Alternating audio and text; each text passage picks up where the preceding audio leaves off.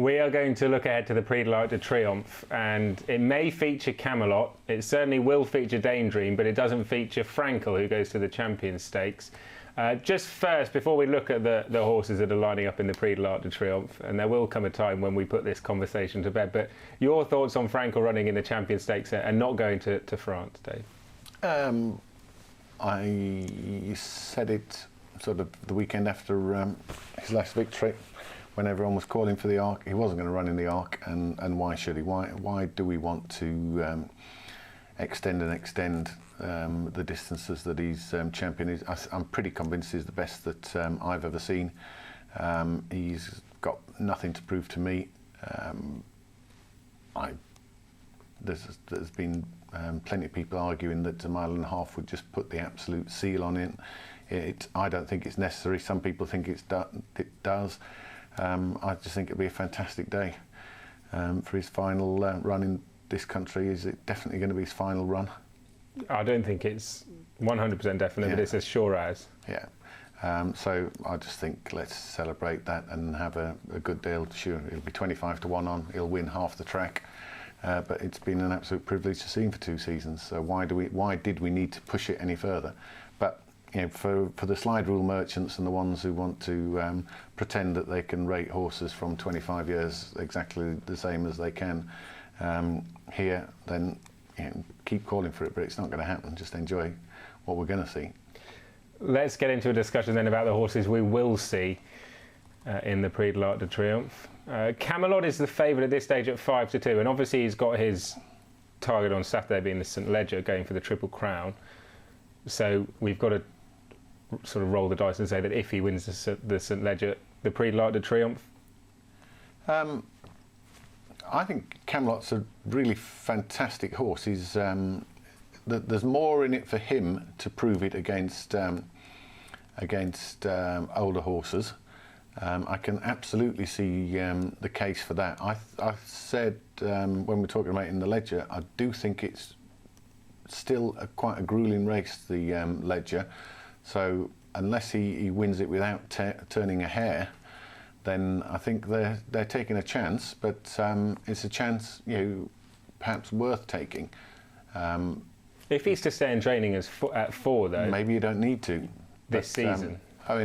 Another thing about the detractors of Frankel, of which I can't believe there are any really, but they're saying that he hasn't beaten another generation. He hasn't beaten 3-year-olds. So for Camelot, the Camelot camp, I can see the argument of him. The Triple Crown has been what they've wanted to do, so you can't go against older horses doing that. It's an impossibility. So the Arc provides an opportunity for him to be tested and proven against older horses, and I think he'd have a more than fair chance in an Arc. But I am just concerned that the St Leger, despite the fact that he's 3 to 1 on, I'm sure there's horses. Shergo got beaten in the Leger, didn't he? So it's a tough race, and it's a tough race for him to come out of. Nijinsky got beat in the Arc, didn't it? After winning the Leger. So the horse that he's trying to live up to, Nijinsky, it tried the same and didn't manage it. So it's hard to do. Yeah, but maybe Camelot's class or good enough to do it. Well, maybe, but I think it would be important for him to, given that there are doubters about what he's beating at this in this season, the 3-year-olds that he's taking on, to stamp himself as. Not that it's a necessity, but I think that just to put that to bed, that he's not as classy because he's not beating as good a horses as people make. Yeah, he's gone.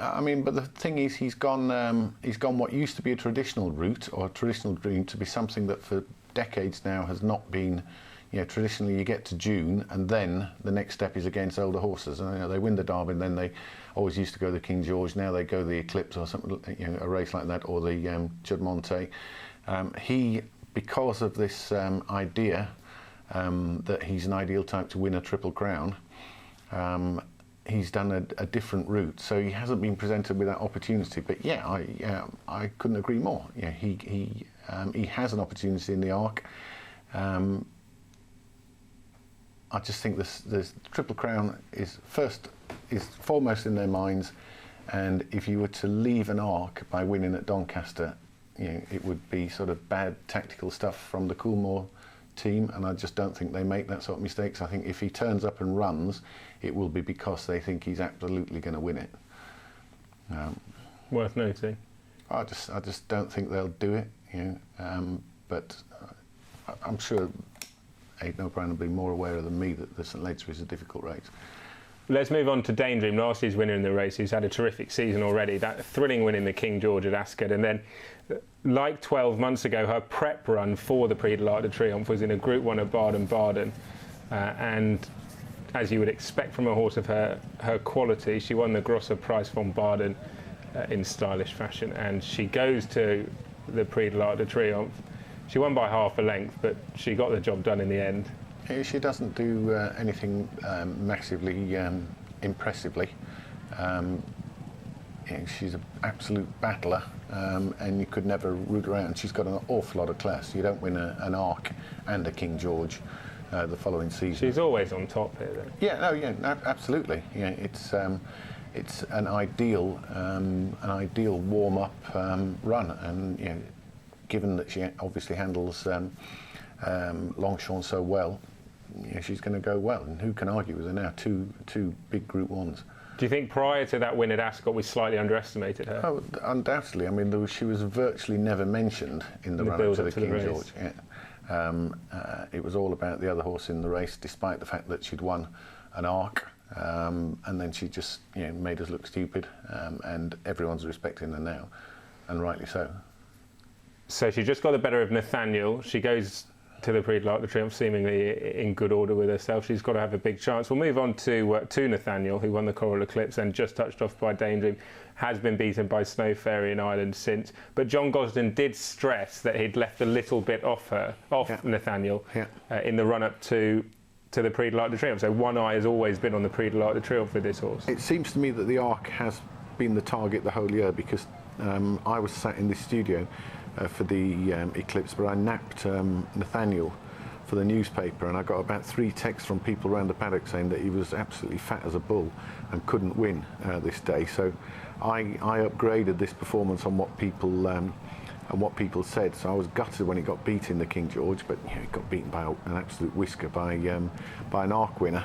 And then I'd have to say I was slightly disappointed, despite the pre-warnings by John Gosden, who, to be honest, what John Gosden says before the race I always ignore anyway, because when they handicap good things, they're always going to need the run.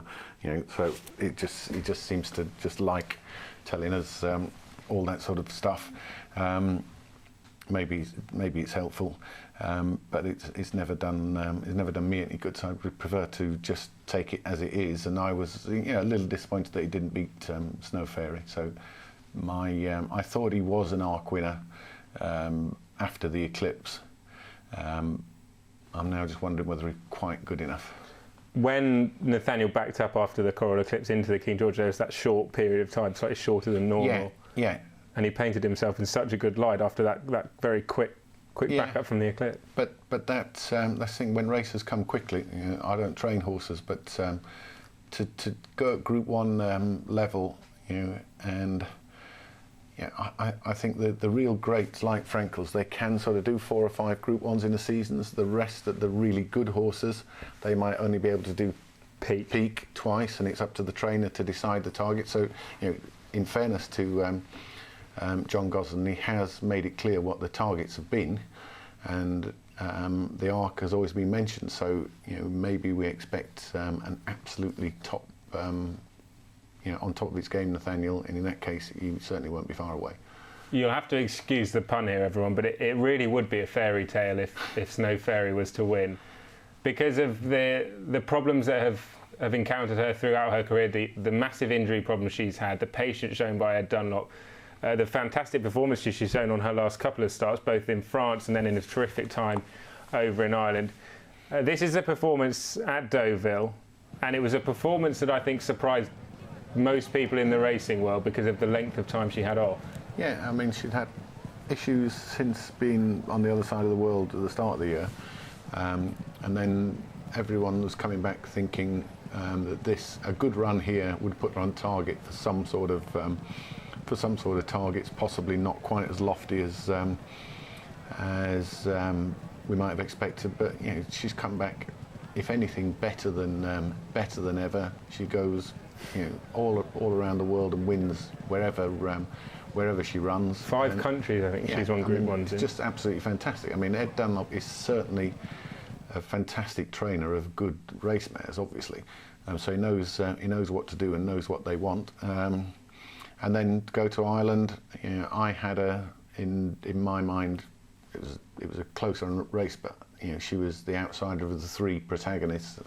I was a Nathaniel fan, and I think she's done really, really well. So, again, couldn't possibly rule her out of an arc. And she did it in such stylish fashion. The manner of the victory, she beat them fair and square in a quick time. Yeah, she improved from that Deauville run, and if she improves again, she's got a real chance in an arc. There's a case being put forward by a few people to go to the Breeders' Cup with her, which would possibly rule out the arc most. Yeah, I mean, to win the race that the other mare won. Ouija board. Yeah, Ouija board won. Yeah, I mean, it would seem a much easier. I would doubt whether he'd do both. So what would you have a preference for? If you had the say on where Snow Fairy ran, would it be Breeders' Cup and emulate Ouija board, or would you go down the arc route? I think I'd probably go Breeders' Cup. Yeah. Why take on? Well, I just don't think the strength will be as. I don't know much about the American distaff situation, but there's not going to be many around that are better than her. So I think it'd be very, very tempting and possibly an easier target. And interestingly, in the piece that Nick did for Planet Turf with Ryan Moore and Ed Dunlop, he asked him prior to the run in Ireland, he said, what race would you like to see her in at the end of the season? And Ryan said Breeders' Cup, and it was a fairly emphatic answer by Ryan. So we'll see where Snow Fairy goes. It wouldn't be a Prix de Triomphe without a runner from Andre Fabre's stable, and he's got Masterstroke in here, who beat Gatewood in a Group 2 at Deauville last time out in the Grand Prix de Deauville. Yeah, I mean, you wouldn't have thought that this form was going to be good enough to beat a Camelot or a Nathaniel or last year's winner, but the fact that it is Andre Fabre and he's expressed the view that this has been his arc horse, then you couldn't argue against it. But I would have thought it'd have to improve a little bit. Gatewood, certainly not Group 1 class. Absolutely. So you'd think it's a long shot in a year that perhaps Fabre hasn't got a vintage crop. Just looking at Masterstroke's form, a winner of a listed race was beaten this season in a Group 3 by a short neck behind Remus de la Tour, is improving and has that profile of a progressive horse, but will need to take a big step up to compete with proven. The arc's coming too quickly. Maybe next year's arc. Meandre is the final one we're going to have a discussion about. Winning at Saint-Cloud. Danedream was 4th this day, but has since gone on to bigger and better things. Charetta was 2nd and Meandre was the winner. Yeah, I mean, we've seen what Charetta and Danedream can do, so you can't argue that this horse has got no chance either. But I think the two that it beat, I think weren't at their best or weren't going to be at their best. And I think with again another one that has to improve to win an arc, but who's to say it won't? And since this, Meandre has won the Grosser Prize von Berlin at Hoppergarten Racecourse. It's a racecourse I went to at the start of the year, actually, on my venture back from Australia, and a terrific racecourse, and I really enjoyed my experience there. Camelot's the 5-2 favourite. Danedream is at 11-2. Nathaniel 7-1 along with Snow Fairy. Are you surprised that Snow Fairy is not shorter in the market than Nathaniel, given what she was able to do against him in Ireland? I don't think there'll be much between them in the race if they were to turn up, but on the basis that Nathaniel's only got one objective, which I'm pretty certain the immediate objective is the arc.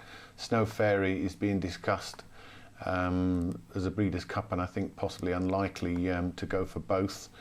Then maybe that the bookmakers, if they can get people to back Snow Fairy, when it's not going to run, then who knows? I don't think they're at the stage now where they're going with a run, so that possibly explains the fact that they're both the same price, despite she's beaten him fairly convincingly last time out. Camelot at this stage with Ladbrokes, 5-2 market leader. Whether he runs or not remains to be seen. The same comments apply to a few like Snow Ferry, Where Does She Go? But it's going to be a... I think Danedream and Nathaniel are definitely running. Camelot, we'll Camelot, Snow Ferry, we don't know whether they're running. So if you fancy one of those two, then you should be on now, I suppose, because they're the ones that could possibly shorten up if the others don't show.